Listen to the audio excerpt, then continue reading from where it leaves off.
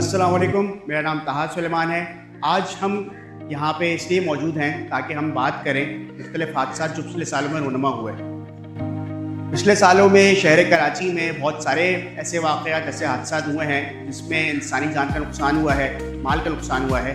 अभी पिछले दिनों जो एक वाक़या हुआ जिसने सबको तकलीफ़ में मुब्तला कर दिया, वो ग्रिल प्लाजा का वाक़या था और उसमें कमो बेश 67 लोग उनकी डेथ हुई और लोगों को ये नहीं मालूम था कि किस तरह से अपनी काम की जगहों से निकलना है, आग को किस तरह से बुझाना है, आग पे किस तरह काबू पाना है। तो आज हमारे इस वीडियो का मकसद ये है कि हम लोगों में ये रहनुमाई फराम करें कि अगर आग लग जाए तो उन्हें किस तरह से अपने आप को महफूज रखना है, किस तरह से अपने आप को बचाना है, किस तरह से आग को बुझाना है। तो आए सबसे पहले हम बात करते हैं फायर ट्रायंगल की।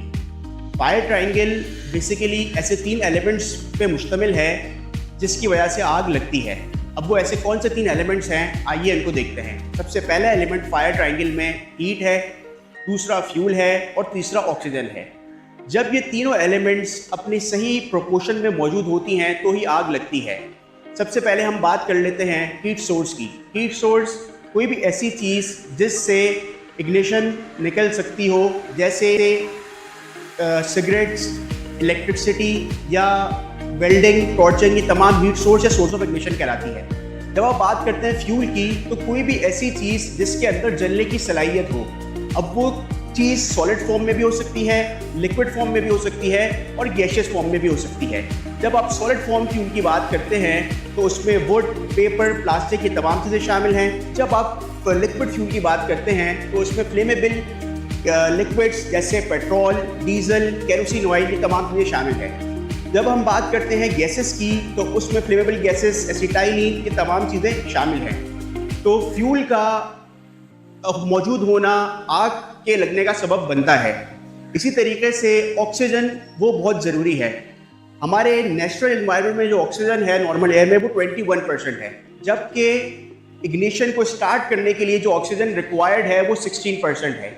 जब ये तमाम एलिमेंट्स, तीनों एलिमेंट्स यानी हीट, फ्यूल और ऑक्सीजन तीनों अपनी सही प्रोपोर्शन में मौजूद होंगे तो आग लग जाएगी। अगर हम ये चाहते हैं कि आग ना लगे तो इन तमाम एलिमेंट्स को जमा होने ना दें, और जब ये तमाम एलिमेंट्स जमा हो जाते हैं तो उसके बाद एक चौथा एलिमेंट जिसे चेन रिएक्शन कहते हैं, वो एलिमेंट इस आग को बढ़ाने में और इस आग को बरकरार रखने में मदद देता है। अब हम बात करेंगे अपनी अगली वीडियो में फायर क्लासेस के हवाले से। Thank you.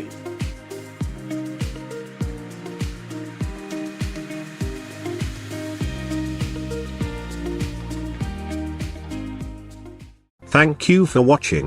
You can follow us on given links and subscribe our channel for more information. The Redolent. We are your promotional bridge.